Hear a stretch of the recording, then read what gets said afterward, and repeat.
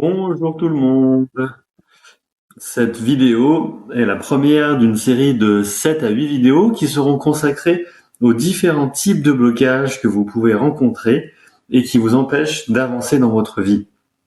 Comme vous le verrez tout au long de la série, les blocages peuvent être multiples et de nature très diverse.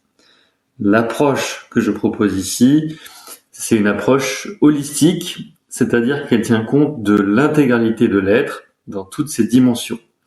On abordera par exemple les blocages physiques, mentaux, émotionnels, mais aussi énergétiques ou encore transgénérationnels qui peuvent faire que vous êtes malade ou bloqué dans une situation de votre vie et que vous n'arrivez plus à avancer.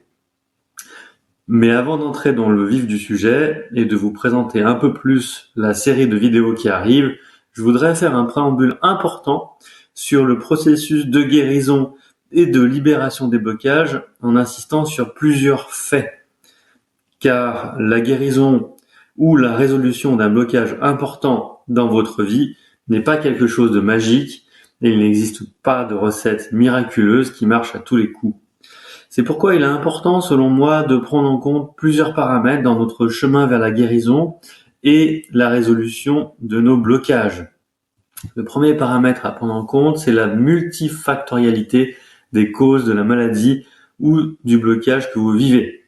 En effet, le corps humain et la vie est complexe, si bien qu'une maladie ou une situation de blocage dans votre vie aura souvent plusieurs causes, plus ou moins profondes. Le deuxième paramètre à prendre en compte, c'est la durée de la convalescence. En effet, une guérison, ça prend du temps, d'autant plus si le blocage ou la maladie sont là depuis longtemps et si de mauvaises habitudes sont bien ancrées en vous. Il est donc important, selon moi, d'être persévérant et de bien intégrer cette notion de durée.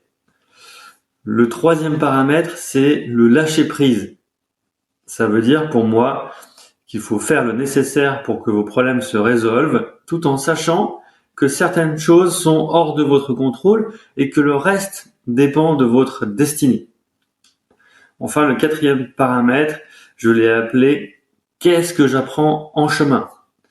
Cela signifie que ce blocage ou cette maladie que vous vivez n'est pas venu par hasard, mais est venu pour vous enseigner quelque chose. Il est important de se poser pour comprendre ce que cette maladie ou ce blocage apporte dans votre vie. Souvent, on voit des personnes qui ont été très malades, qui guérissent et qui en ressortent avec une autre compréhension de la vie et de véritables enseignements pour eux. Voilà. Maintenant que nous avons parlé du processus de guérison, revenons au fonctionnement de notre série de vidéos. Comme je disais en introduction, il y aura 7 à 8 vidéos dans cette série et chacune de ces vidéos présentera un type de blocage que l'on peut rencontrer avec des solutions potentielles à tester qui vous seront également présentées. Par exemple, une vidéo parlera des blocages émotionnels possibles que l'on rencontre et proposera des solutions potentielles. Une autre vidéo s'attachera à analyser les blocages mentaux avec des solutions potentielles associées, etc., etc. Et ça pour tous les types de blocages. Chaque vidéo fera environ une dizaine de minutes chacune. De plus, pour rendre l'exercice concret, on partira d'une situation type de blocage qui sera toujours la même dans chacune des vidéos. Je vous propose de prendre cette situation type. Mon travail ne me plaît pas, je m'ennuie à mourir, mais je n'ai pas la force d'en changer. Voilà, ce sera la situation qu'on va analyser dans chacune des vidéos. Pour chaque épisode, sera évoqué donc un type de blocage en lien avec la situation que je viens d'évoquer et des solutions pratiques pour avancer. Voilà, je vous ai tout dit. J'espère que la démarche est claire pour vous. Je vous dis à très vite pour la première vidéo de la série.